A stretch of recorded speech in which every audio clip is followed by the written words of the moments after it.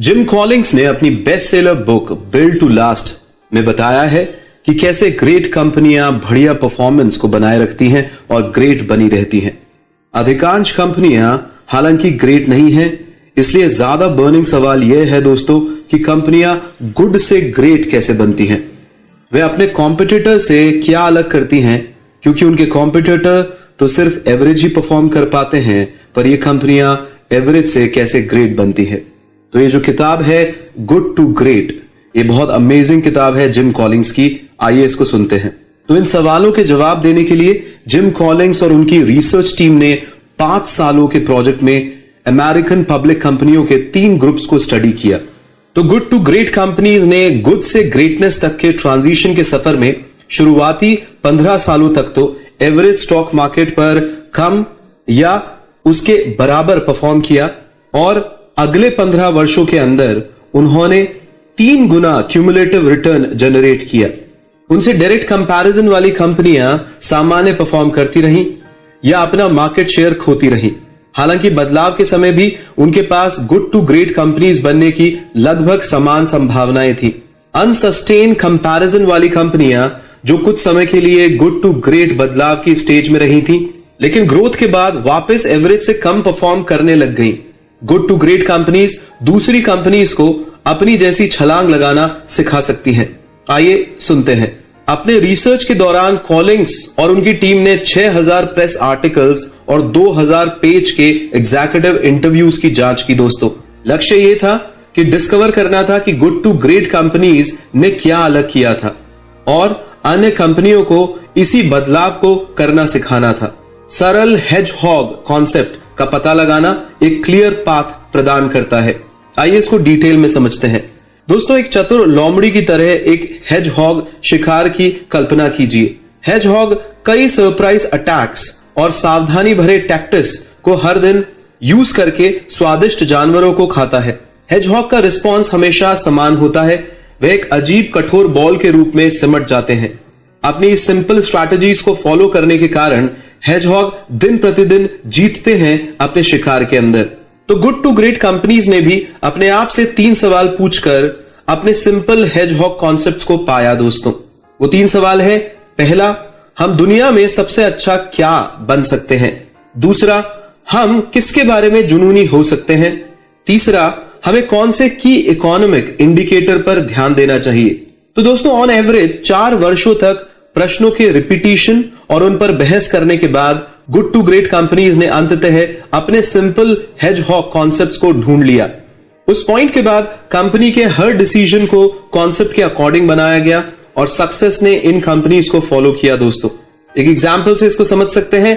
Drug store chain Walgreens पर विचार कीजिए, जिन्होंने फैसला किया कि वे सबसे अच्छे और कन्वीनियंट ड्रग स्टोर बनेंगे जो कस्टमर को हर विजिट पर ज्यादा बेनिफिट्स प्रदान करेगी।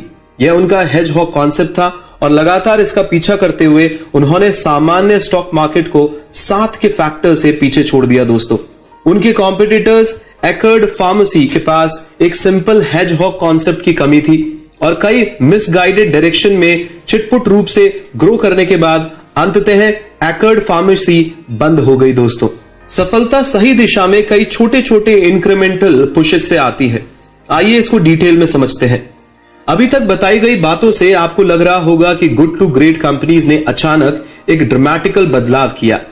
हालांकि खुद कंपनियां अक्सर इस बात से अनजान थी कि वह उस समय क्या बदल रही थी। उनके ट्रांसफॉर्मेशन का कोई स्लोगन, लॉन्च इवेंट या चेंज प्रोग्राम नहीं होता दोस्तों, बल्कि उनकी सफलता की सिंपल स्ट्रैटेजी छोटे छोटे इंक्रीमेंटल पुशेस से मिलकर बनती है। हेजहॉग कॉन्सेप्ट की दिशा में काम करके बनती है। यह फ्लाई व्हील को चलाने की तरह था। इन छोटे सुधारों से वह रिजल्ट जनरेटेड हुए जो लोगों को तब तक मोटिवेट करके आगे बढ़ाते रहे जब तक कि सफलता के लिए अधिक गति एकत्रित नहीं हो जाती है। हेजहॉग कॉन्सेप्ट के लिए मजबूत फेथ और कनेक्शन की जरूरत होती है, जो मोटिवेशन और प्रोग्रेस के एक अच्छे चक्र से अवॉर्ड किया जा सकता है। न्यूकॉर पर विचार कीजिए दोस्तों, जो एक स्टील मैन्युफैक्चरर है जो जनरल स्टॉक मार्केट के 5 फैक्टर से बेहतर प्रदर्शन कर रहे हैं। 1965 में बैंकक्रप्सी के खतरे से जूझते हुए न्यूकॉर समझ गए कि वे स्टील मिनी मिल्स के उपयोग से किसी और की तुलना में स्टील को बेहतर और सस्ता बना सकते हैं। उन्होंने एक मिनी मिल का निर्माण किया सबसे पहले, फिर उससे कस्टमर्स बनाए, और जब उनके कस्टमर बन गए तो उन्होंने एक और मिनी मिल बनाई और फिर ज्यादा कस्टमर गेन किए, और इसी तरीके से स्टेप बाय स्टेप वो आगे बढ़ते गए। 1975 में उनके सीईओ कैन इवर्सन ने महसूस किया कि अगर वे इसी दिशा में आगे बढ़ते रहे तो वे एक दिन अमेरिका में सबसे ज्यादा प्रॉफिटेबल स्टील कंपनी बन सकते हैं। इसमें 2 दशकों से अधिक का समय लगा दोस्तों, लेकिन वे अंततः गोल तक पहुंच ही गए। तो दोस्तों, इसी से ही अगर हम कंपेयर करें उन एवरेज कंपनियों को जो ग्रेट नहीं बन पाती, तो वह एक दिशा में गति को लगातार बनाए रखने का प्रयास नहीं करती हैं। इसकी बजाय वे ड्रामेटिक बदलावों और हैस्टी एक्विजिशन के साथ अपने भाग्य को बदलने की कोशिश करती हैं, क्योंकि वह इन सामान्य रिजल्ट्स के कारण निराश हो जाती हैं और उन्हें अपने फ्लाईव्हील के लिए स्पीड इकट्ठा ना कर पाने के कारण एक बार फिर से बदलाव का प्रयास करने के लिए मजबूर होना पड़ता है। दोस्तों, न्यू टेक्नोलॉजी को केवल एक गोल की तरफ ले जाते हुए एक एक्सेलरेटर के रूप में देखा जाना चाहिए, ना कि खुद एक गोल के रूप में। आइए इसको डिटेल में समझते हैं। मुख्य तौर पर गुड टू ग्रेट कंपनियां नई टेक्नोलॉजी का यूज उस दिशा में अपने एफर्ट्स को बढ़ाने के लिए करती हैं जो उन्होंने हेजहॉग कॉन्सेप्ट्स बना लिए हैं, और उस डायरेक्शन में वो पहले से ही चल रही हैं। लेकिन कभी भी वो टेक्नोलॉजी का उपयोग डायरेक्शन को इंडिकेट करने के लिए नहीं करती हैं। वे टेक्नोलॉजी को अंत के साधन के रूप में देखती हैं, किसी अन्य तरीके से नहीं देखती हैं। और इसी के कंपैरिजन में जो कंपैरिजन कंपनियां होती हैं जो एवरेज ही रह जाती हैं और ग्रेट नहीं बन पाती, वे अक्सर महसूस करती हैं कि नई टेक्नोलॉजीज एक खतरा है और एक तकनीकी की लहर में पीछे रह जाने के बारे में वे हमेशा चिंतित रहती हैं। वे बिना किसी स्पेसिफिक प्लान के नई टेक्नोलॉजीज को अपनाने के लिए पांव मार रही होती हैं। दूसरी ओर गुड टू ग्रेट कंपनियां ध्यान से विचार करती हैं कि क्या पर्टिकुलर टेक्नोलॉजी उनके गोल तक उन्हें जल्दी पहुंचा सकती है। यदि हां, तो वे इस टेक्नोलॉजी के पायनियर्स बन जाते हैं, अन्यथा वे या तो इसे नजरअंदाज कर देते हैं या उस टेक्नोलॉजी अपनाने के लिए अपनी इंडस्ट्रीज रफ्तार को मैच करते हैं। वॉलग्रीन्स का एग्जाम्पल ले लीजिए दोस्तों। यह एक मेजर ड्रग स्टोर चेन है, जैसा कि हमने आपको बताया था। यह एक बेहतरीन उदाहरण देती है कि नई टेक्नोलॉजी का सबसे अच्छा उपयोग कैसे किया जा सकता है। ई कॉमर्स बूम की शुरुआत में online drug store company drugstore.com को मेजर मार्केट हाइप के दौरान शुरू किया गया था। ऑनलाइन बिजनेस को वॉलग्रीन्स धीमी स्पीड से अपनाने के कारण वॉलग्रीन्स ने अपनी शेयर वैल्यू का 40% गवाया इनिशियली, और उन पर इस नई टेक्नोलॉजी को अपनाने के लिए दबाव भी बढ़ रहा था। इस दबाव के आगे झुकने के बजाय उन्होंने सोचा कि ऑनलाइन प्रेजेंस उनकी ओरिजिनल स्ट्रैटेजी में कैसे मदद कर सकती है, यानी उनका जो हेजहॉग कॉन्सेप्ट है उसमें वो कैसे मदद कर सकती है। ड्रग स्टोर एक्सपीरियंस को और भी ज्यादा कन्वीनियंट बनाना उनका कॉन्सेप्ट था, और प्रॉफिट पर कस्टमर बढ़ाना उनका कॉन्सेप्ट था। बस 1 साल बाद उन्होंने Walgreens.com लॉन्च किया दोस्तों, इसको मद्देनजर रखते हुए कि उनके कॉन्सेप्ट क्या हैं, कोर वैल्यूज क्या हैं, जिसने उनकी ओरिजिनल स्ट्रैटेजी को ही बढ़ाया। फॉर एग्जाम्पल, उन्होंने ऑनलाइन प्रिस्क्रिप्शंस दिए, जबकि drugstore.com ने 1 वर्ष में ही अपनी ओरिजिनल वैल्यू को खो दिया दोस्तों। वॉलग्रीन्स ने वापसी की और एक ही समय में इसकी स्टॉक की कीमत 2 गुनी हो गई। लेवल 5 लीडर्स को गुड से ग्रेट के लिए सक्सेसफुल ट्रांसफॉर्मेशंस चलाते हैं। आइए इसको डिटेल में समझते हैं दोस्तों। अपने बदलाव के दौरान सभी गुड टू ग्रेट कंपनियों ने स्तर लेवल 5 लीडरशिप का आनंद लिया है। लेवल 5 लीडर्स ना केवल excellent individuals, team members, managers और लीडर्स होते हैं, बल्कि कंपनी के लिए सिंगल माइंडेडली एम्बिशियस भी होते हैं दोस्तों। वे हम्बल रहते हैं, वे पागलपन की हद तक रिजल्ट्स की ओर बढ़ते हैं और चाहते हैं कि उनके खुद के कंपनी छोड़ने के बाद भी उनकी कंपनी परफॉर्म जारी रखे। अहंकार से दूर लेवल 5 लीडर्स सरल होते हैं। लेवल 5 लीडर्स अपनी कंपनी के अचीवमेंट्स के लिए मिली क्रेडिट को शेयर करते हैं, कंपनी के सक्सेस में अपने रोल को कम रखते हैं, लेकिन किसी भी कमी के लिए पहले जिम्मेदारी लेते हैं। डार्विन स्मिथ का एग्जाम्पल लीजिए, जिन्होंने किम्बरले क्लार्क को दुनिया में लीडिंग पेपर कंज्यूमर गुड्स की एक कंपनी में बदल दिया दोस्तों। उन्होंने हीरो या सेलिब्रिटी के रूप में खुद की इमेज बनाने से इनकार कर दिया। वे एक फार्म बॉय की तरह कपड़े पहनते थे। विस्कंसिन फार्म पर काम करते हुए वे अपनी छुट्टियां बिताते थे और अक्सर प्लम्बर्स और इलेक्ट्रीशियन से घुल मिलकर दोस्ती करते थे और उनसे बात करते थे। इसके विपरीत 3 में से 2 कंपैरिजन कंपनियां जो एवरेज ही रह जाती हैं, ग्रेट नहीं बन पाती, उनके सीईओ काफी ईगोइस्टिक होते हैं, जो उनकी कंपनी की लॉन्ग टर्म सक्सेस के लिए बहुत नुकसानदायक होता है। यह सक्सेशन प्लानिंग के अभाव के कारण स्पष्ट दिख रहा होता है दोस्तों। फॉर एग्जाम्पल, रबरमेड के डिक्टेटर छवि वाले सफल सीईओ स्टेनले गोल्ट अपने पीछे एक ऐसी खराब मैनेजमेंट टीम छोड़कर चले गए दोस्तों कि उनके उत्तराधिकारी के अंडर में ही रबरमेड फॉर्च्यून मैगजीन की सबसे एडमायर कंपनी बनने के सिर्फ 5 साल के अंदर अंदर एक कॉम्पिटिटर द्वारा ही खरीद ली गई थी। सही जगह पे सही लोग होना ग्रेटनेस की फाउंडेशन है। आइए इसको डिटेल में समझते हैं। दोस्तों, क्या पूछने से पहले आपको कौन पूछ लेना चाहिए, आइए इसको समझते हैं। गुड टू ग्रेट का ट्रांसफॉर्मेशन हमेशा सही लोगों को कंपनी में लाने और गलत लोगों को इसमें से बाहर निकालने से शुरू होता है, एक क्लियर पाथ डिसाइड करने से भी पहले। सही लोगों को अंततः सक्सेस का रास्ता मिल जाएगा। दोस्तों, जब डिक कूली ने वेल्स फार्गो के सीईओ के रूप में पदभार ग्रहण किया था, तो उन्होंने रियलाइज किया कि वह उन बड़े बदलावों को कभी नहीं समझ पाएंगे जो बैंकिंग इंडस्ट्री के कुछ रेगुलेशन के खत्म होने के बाद आने वाले हैं। लेकिन उन्होंने तर्क दिया कि यदि वे कंपनी में सबसे अच्छे और प्रतिभाशाली लोगों को ले आएंगे तो किसी तरह से एक साथ मिलकर वे प्रबल होने का रास्ता खोज ही लेंगे। वह सही भी था दोस्तों। वॉरेन बफे ने बाद में वेल्स फार्गो के अधिकारियों को best management team in business कहा था, क्योंकि कंपनी ने शानदार रूप से ग्रो किया था दोस्तों। गुड टू ग्रेट कंपनियों ने प्रोफेशनल एबिलिटीज के बजाय लोगों के सही कैरेक्टर ट्रेट्स ढूंढने पर ज्यादा ध्यान दिया, क्योंकि सही लोगों को हमेशा ट्रेंड और एडुकेटेड किया जा सकता है दोस्तों। सही लोगों के साथ कंपनियों को उन्हें मोटिवेट करने के बारे में चिंता करने की जरूरत नहीं होती। उन्होंने केवल इस बात पर ध्यान दिया कि उन्होंने किसे पे किया है, ना कि कैसे पे किया है, और एक ऐसा एनवायरनमेंट बनाया जहां हार्ड वर्कर्स कामयाब हुए और लेजी वर्कर्स ने कंपनी छोड़ दी। टॉप मैनेजमेंट में या तो लोग अचानक उनकी कंपनी को छोड़ के चले गए या लंबे समय तक काम करते रहे। तो दोस्तों, गुड टू ग्रेट कंपनीज ने कभी भी गलत व्यक्ति को काम पर नहीं रखा, भले ही उनकी जरूरत बहुत ज्यादा हो, परंतु बिना किसी स्पेसिफिक जॉब के भी बहुत से सही लोगों को हायर भी किया गया। जब गुड टू ग्रेट कंपनियों ने देखा कि उनके पास गलत व्यक्ति था, तो उन्होंने तुरंत एक्शन लिया।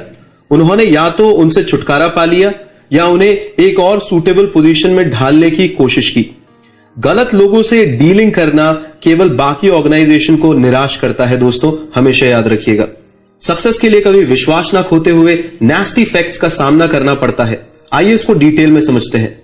गुड टू ग्रेट कंपनियां लगातार सो कॉल्ड स्टॉकडेल पैराडॉक्स की लाइन पर चलती हैं, जिसका नाम वियतनाम युद्ध के दौरान कैद किए गए एक यूएस एडमिरल के नाम पर है। कुख्यात हेनोई हिल्टन जेल में हिरासत में रखे गए एक हाई रैंकिंग ऑफिसर स्टॉकडेल को दुश्मन द्वारा बार बार टॉर्चर किया गया था और उन्हें पता नहीं था कि क्या वह अपने परिवार को फिर से देख भी पाएंगे या नहीं। दोस्तों, भयानक परिस्थितियों के बावजूद उन्होंने कभी यह विश्वास नहीं खोया और हमेशा माना कि वह किसी तरीके से एक दिन घर जरूर लौट पाएंगे। वे अपने साथी कैदियों की तरह फुलिश ऑप्टिमिज्म में शामिल नहीं थे दोस्तों, क्योंकि उनके साथी कैदी तो मानते थे कि वे क्रिसमस पर घर होंगे, और जब ऐसा नहीं होता था तो उनके साथी प्रिजनर्स का दिल टूट जाता था। बाद में स्टॉकडेल्स ने अपने बचने का क्रेडिट अपने विश्वास को बनाए रखते हुए अपनी सिचुएशन के फैक्ट्स का सामना करने की एबिलिटी को दिया था। उसी तरीके से दोस्तों, गुड टू ग्रेट कंपनियां भी अपनी रियलिटी के ब्रूटल फैक्ट्स का सामना करती हैं और फिर भी अविश्वसनीय विश्वास को बरकरार रखती हैं कि किसी तरीके से वे अंत में जरूर जीतेंगी। I repeat friends, Jim Collins Stockdale paradox को गुड टू ग्रेट कंपनी से कंपेयर करते हैं और लिखते हैं कि गुड टू ग्रेट कंपनियां अपनी रियलिटी के ब्रूटल फैक्ट्स का सामना करती हैं और फिर भी अविश्वसनीय विश्वास को बरकरार रखती हैं, किसी भी तरीके से वे अंत में जरूर जीतेंगी। तो चाहे उन्होंने कड़े कंपटीशन या रेडिकल रेगुलेटरी चेंजेस का सामना किया हो, गुड टू ग्रेट कंपनियों ने रेत में अपने सिर को दबाने की जगह, जैसे ऑस्ट्रिच दबा लेते हैं दोस्तों, फैक्ट्स पर ध्यान दिया और फिर भी अपने विश्वास को बनाए रखने में कामयाब रहे। फॉर एग्जाम्पल, जब प्रॉक्टर एंड गैम्बल पीएनजी ने पेपर बेस्ड गुड मार्केट में एंटर किया, तो दो मेजर एग्जिस्टिंग प्लेयर्स ने बहुत अलग अलग तरीके से प्रतिक्रिया व्यक्त की दोस्तों।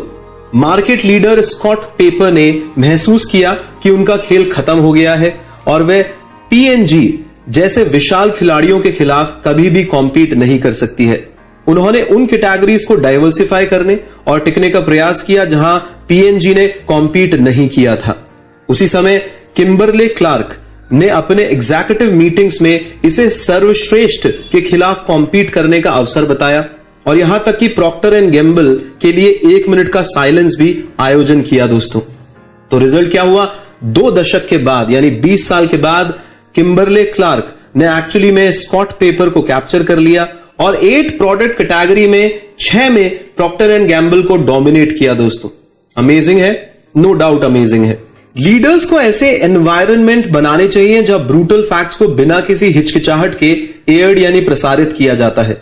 आइए इसको डिटेल में समझते हैं दोस्तों। एक मजबूत करिश्मेटिक लीडर एक कंपनी के लिए असेट के कंपैरेटिव एक लाइबिलिटी भी हो सकता है और यह तब होता है दोस्तों लाइबिलिटी जब दूसरे उस लीडर को अनप्लेजेंट ट्रुथ बताने में हिचकिचाते हैं या फिर उस लीडर से अनप्लेजेंट ट्रुथ छिपाते हैं। तो मैनेजमेंट मीटिंग्स में लीडर्स को एक सोक्रेटिक मॉडरेटर का रूल निभाना चाहिए। सवाल पूछने के लिए ट्रुथफुल ओपिनियंस को उजागर करना, रेडी आंसर्स ना देना। लीडर्स को भी मीटिंग में क्रोध करने के लिए डिबेट्स को इंकरेज करना चाहिए कि दूसरे भी क्रोध कर पाए भाई, ताकि बेस्ट पॉसिबल डिसीजन लिए जा सके।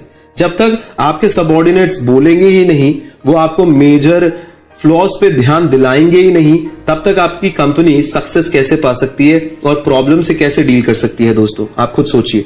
पिटनी बोवेस पर विचार करें जो एक पोस्टेज मीटर प्रोड्यूसर होते हुए एक major document handling solution provider बनने के लिए अपने मोनोपोली यानी एकाधिकार जो उनका पोस्टेज मीटर प्रोड्यूसर में ऑलरेडी था उसको खोने के बावजूद फैक्टर ऑफ 7 द्वारा जनरल स्टॉक मार्केट में उन्होंने बेहतर प्रदर्शन किया। तो इसके बावजूद पिटनी बोवेस मैनेजमेंट ने अपना सबसे अधिक मीटिंग टाइम वरिंग फैक्ट्स पर डिस्कशन करते हुए बिताया और सफलताओं को सेलिब्रेट करने के बजाय कंपनी ने अपनी सक्सेस की चट्टान के नीचे छिपे हुए डरावनी चीजों को ज्यादा डिस्कस किया दोस्तों। तो दोस्तों ये बहुत क्लियर है कि जब गलतियां की जाती हैं तो उन्हें समझने के लिए केयरफुली स्टडी किया जाना चाहिए कि गलत क्या हुआ है, लेकिन ब्लेम को बस किसी को सौंप नहीं देना चाहिए क्योंकि यह लोगों को ट्रुथ को रिवील करने के लिए डिस्करेज करेगा, ना कि इनकरेज। तो क्रिटिकल बिजनेस सिग्नल्स पर चेतावनी उठाने वाले रेड फ्लैग मैकेनिज्म मैनेजर्स को हार्श फैक्ट पर ध्यान देने के लिए फोर्स कर सकते हैं। तो गुड टू ग्रेट कंपनीज के लिए ये सिर्फ एक इंफॉर्मेशन नहीं होती कि उनकी कंपनी में क्या प्रॉब्लम चल रही है, बल्कि वे ना केवल इसका सामना करते हैं बल्कि पूरी ईमानदारी के साथ इस पर काम भी करते हैं दोस्तों। लीडर्स को ऐसे एनवायरनमेंट बनाने चाहिए जहां ब्रूटल फैक्ट्स को बिना किसी हिचकिचाहट के प्रसारित किया जाता है। सिंपल हेजहॉग कॉन्सेप्ट का पालन करने के लिए कठोर सेल्फ डिसिप्लिन के कल्चर की जरूरत है। आइए इसको डिटेल में समझते हैं। डेव स्कॉट एक पूर्व ट्राई एथलीट हैं जो हर रोज 75 मील की दूरी साइकिलिंग करते हैं, 70 मील दौड़ते हैं और 12 मील तैरते हैं दोस्तों। इस कठोर रूटीन के बावजूद वे आज भी कॉटेज चीज को खाने और उससे होने वाले फैट कंजम्पशन को कम करने के सेल्फ डिसिप्लिन को रखते हैं। गुड टू ग्रेट कंपनियां उन लोगों से भरी हुई होती हैं दोस्तों जो डेव स्कॉट के रूप में परिश्रम और इंटेंसिटी के सेम लेवल पर होते हैं। सिंपल स्ट्रैटेजीज की ओर काम करते हुए हेजहॉग कॉन्सेप्ट ये कंपनीज फॉलो करती हैं। वेल्स फार्गो पर विचार करें दोस्तों, जो हमने इस समरी में बार बार आपको एग्जांपल दिया, जो समझ गया है कि operating efficiency deregulated banking world में एक इंपॉर्टेंट फैक्टर होने वाला है। उन्होंने ये सोचते ही एग्जीक्यूटिव सैलरीज को बंद कर दिया, अपने कॉर्पोरेट जेट्स को बेच दिया, एक सस्ते कॉलेज हॉस्टल के केटरर के रूप में अपने एग्जीक्यूटिव डाइनिंग रूम को बदल दिया दोस्तों। यहां तक कि कंपनी के हेड सीईओ ने उन लोगों को भी डांटा जिन्होंने फैंसी एक्सपेंसिव बाइंडर्स यूज किए अपनी रिपोर्ट्स को सौंपने के लिए। सोचिए दोस्तों, वेल्स फार्गो के लिए एक महान कंपनी बनने के लिए हो सकता है ये सभी जरूरी ना हो, लेकिन ये दर्शाता है दोस्तों कि वे एक्स्ट्रा माइल जाने के लिए तैयार थे। तो डिसिप्लिन का कल्चर एक डिसिप्लिनरी टायरेंट यानी अनुशासित अत्याचारी के समान नहीं होता दोस्तों। तो हम ये नहीं कह रहे आप अत्याचारी बन जाएं, आप बहुत ज्यादा डिसिप्लिन्ड हो जाएं, क्योंकि कॉन्सेप्ट वो नहीं है। टायरेनिकल सीईओ कभी कभी अपनी कंपनियों के लिए ग्रेटनेस के एक टेम्पररी जादू से मैनेज तो कर लेते हैं इनिशियली, लेकिन ये कंपनीज जल्दी ही टायरेंट के जाने के बाद क्रम्बल यानी टुकड़े टुकड़े हो जाती हैं दोस्तों। एक एग्जांपल से इसको समझ सकते हैं। स्टेनले गोल्ड रबरमेड के सीईओ जिन्होंने स्वीकार किया कि वह एक सिंसियर टायरेंट यानी ईमानदार तानाशाह थे और उनके मैनेजर से उन्होंने 80 घंटे हर हफ्ते काम करने की उम्मीद करी जैसा वो खुद करते थे, परंतु एक बार उनके कंपनी छोड़ने के बाद रबरबैंड ने कुछ वर्षों के अंदर ही अपनी वैल्यू का 59% खो दिया था दोस्तों, क्योंकि उनके सीईओ डिसिप्लिन की कोई स्थायी संस्कृति पीछे नहीं छोड़ पाए थे।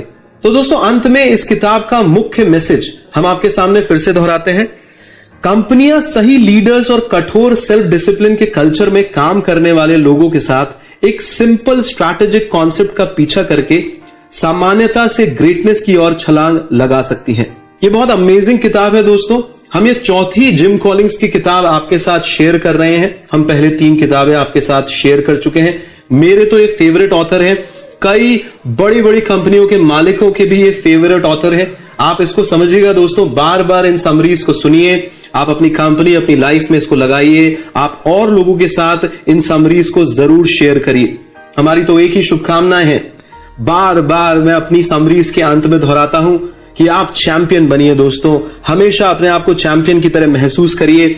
आपको परवरदिगार ने जो भी क्षमता बख्शी है, आप उसका प्रॉपर यूटिलाइजेशन करिए और हर वक्त अपने आप से पूछते रहिए कि आप उन क्षमताओं का उपयोग ज्यादा से ज्यादा लोगों की जिंदगियों में सकारात्मक बदलाव लाने के लिए कर रहे हैं या नहीं, या सिर्फ आप उसको अपने सेल्फिश मोटिव के लिए यूज कर रहे हैं कि मेरा भैया रोटी कपड़ा मकान और अच्छा होता चला जाए, मेरा परिवार और आगे चला जाए, मेरे को इज्जत नाम शोहरत मिल जाए।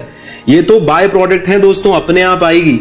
पर अगर आपका ध्यान पूरा लोगों की मदद करने पे होगा, आपका ध्यान होगा कि मैं दिन प्रतिदिन क्षण प्रतिक्षण अपने अंदर सर्विस एटीट्यूड लेके आऊं, तो आप देखिएगा कि आप दिन दुगनी रात चौगनी तरक्की कैसे करते हैं। मेरी शुभकामनाएं हमेशा आपके साथ हैं, आप हमेशा हमारी प्रेयर्स में हैं दोस्तों। बहुत बहुत धन्यवाद कि आप अपना बहुमूल्य समय निकालते हैं और किताबी कीड़े टीम की ये समरीज को सुनते हैं। आप चैनल को सब्सक्राइब जरूर कर लीजिए और लोगों को भी बताइए कि इस तरीके की मुहिम हमने भारत के अंदर चला रखी है दोस्तों। पहली किताबी कीड़े की टीम है भारत के अंदर जो इंग्लिश समरीज सिंपल कॉन्वर्सेशन भाषा में जन जन तक पहुंचाने का प्रयास कर रही है दोस्तों। बहुत मेहनत लगती है, रात दिन हम इसमें लगे रहते हैं, पर सिर्फ हमारा एक ही उद्देश्य है कि आप बेस्ट से बेस्ट इंफॉर्मेशन को जानिए, अपनी जिंदगी में लगाइए, चैंपियन बनिए, औरों के साथ भी इसको साझा करिए। बहुत बहुत धन्यवाद दोस्तों।